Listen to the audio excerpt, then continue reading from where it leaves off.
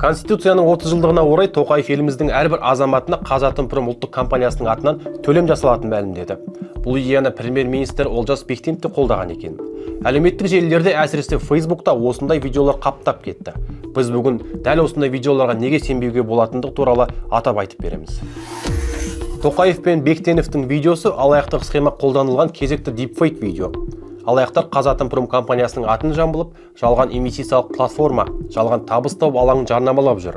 Және бұл бірінші жағдай емес. Біз бұған дейін де бірнеше акцияны тексеріп көрген болатынбыз. Мысалы, тамыздың басында Степногорск қаласының тұрғыны YouTube'тегі жарнамаға алданып, өзінің 3 миллионнан астам қаржысынан айырылған болатын.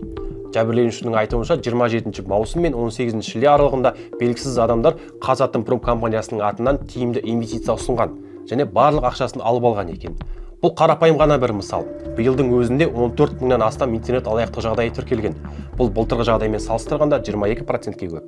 Осы тұста біз алаяқ парақшаларға тән 4 белгіні анықтап сіздерге ұсынуды жөн көрдік. Ең алғашқысы түрлі брендтің атын пайдаланатын парақшалар ашады. Сол арқылы халықтың сол брендке деген сенімін пайдаланады. Ал екіншіден күмәнді хабарламаларды жібере бастайды.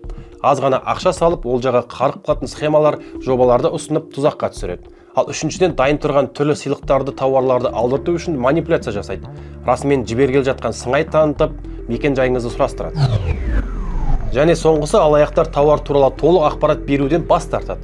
Ғимараттың қайда орналасқанын, орнын егжей-тегжейлі түсіндірмейді. Логикаға қайшы дүниелерді көп айтады. Көп жағдайда толық ақпарат беруден, ақпараттың шынайылығын дәлелдеуден қашады.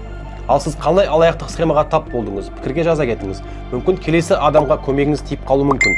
Ал видеоны бөлісіп каналға тіркеліңіз, шындыққа сіздің де таласыңыз бар.